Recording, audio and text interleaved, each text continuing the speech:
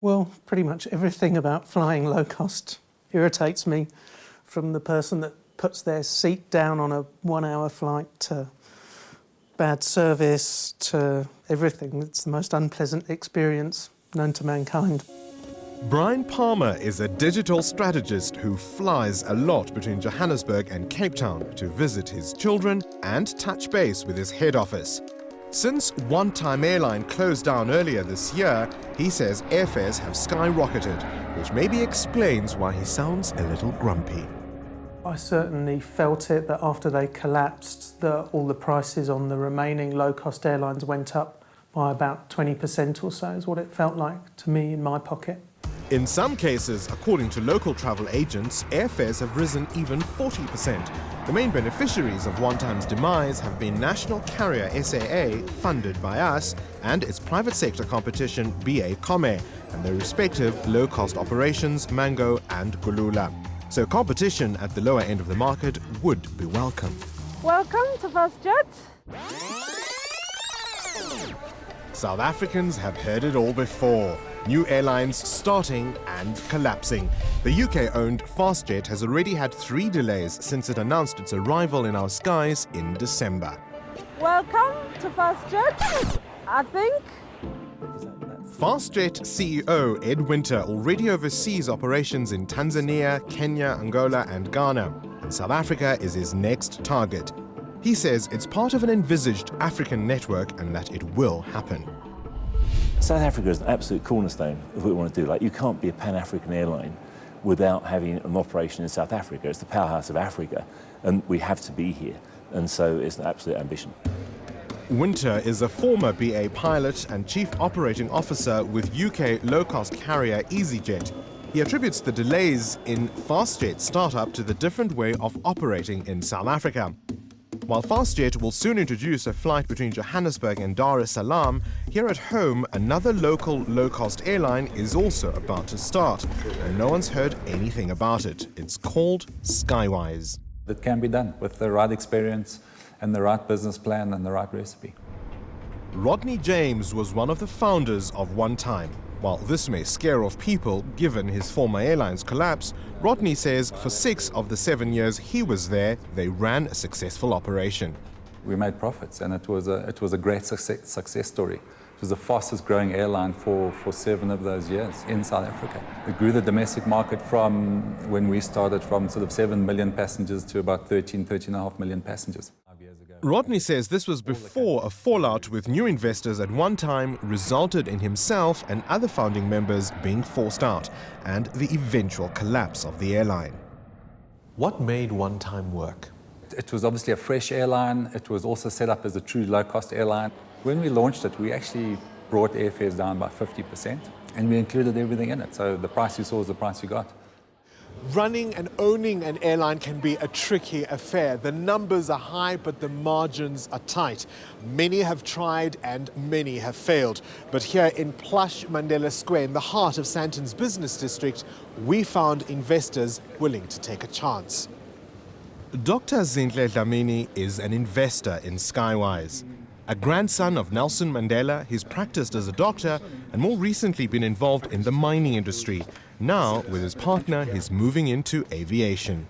What's attracted us, 2 things. The management team, their experience. They've been in the industry for a number of years. They've got proven pedigree of running an airline successfully, and they were willing to also make an investment in the airline. You know, each director is funding this operation. So that made us more comfortable. We've seen other players in the market, announce with a lot of fanfare, a lot of interest, and ultimately they fail. Why are you going to succeed? We think the market is ready for a new player. With the demise of One Time, it's left quite a few passengers unable to fly. I think at the time that One Time went down, 14 million people were flying, whereas in today's markets, there are about 11 million people. So we think we can come in, offer a very good service, and grow the market. Somebody could easily be skeptical and say, you come with a particular family name, you're just another connected guy trying to make a quick buck. But we are the majority shareholder in Skywise, and we're also providing funding. I'm putting my money where my mouth is. Fastjet's South African operation has its own political connections. The airline was attacked for its decision to include controversial businessman Edward Zuma, President Zuma's son, on its board. He won't have any role directly in the operation. The Fastjet Holdings Pty is an investment vehicle which is 75% controlled by South African business people, of which one is Edward Zuma. That group can give us a lot of advice and a lot of help on understanding business, understanding politics in South Africa. And doing business with the president's son surely won't hurt. I don't think that really comes into it. But Zuma is not the one Ed should be worrying about right now. Two of the local Fastjet operations directors have been linked to an alleged tobacco smuggling ring. Well, I think the allegations that have been talked about in the press, they're talking about things which allegedly happened several years ago, before Fastjet was involved, before Fastjet even started. And so that's nothing to do with Fastjet.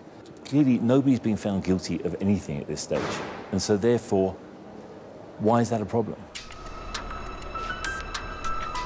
One organization that was caught unawares by this news was Federal Air. Airline management had expressed concern to us because it will be operating the Fastjet franchise in South Africa. But Chief Operating Officer Brad Dixon was guarded with the airline's official response. Given the fact that none of them work for Federal Air per se, it's not really of our concern. So I would suggest, from our side, we're more interested in the brand, the distribution. The individuals, we don't have a position on. What Federal Air is sure about is opportunity. It sees impending growth in our skies and wants to be part of it. For Brad, the delay in the Fastjet brand securing permission to fly comes with the territory. I think that Africa is not the most friendly environment in which to embark on the business strategy that Fastjet is deploying. So delays are inevitable.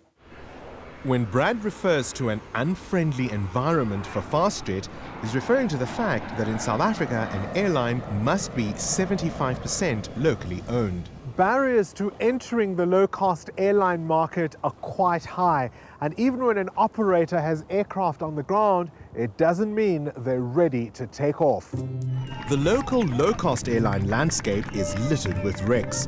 Most recently, we can think of Velvet Sky and One Time, and you might even remember SANTACO, the National Taxi Council's proposed airline that even had President Jacob Zuma at its launch.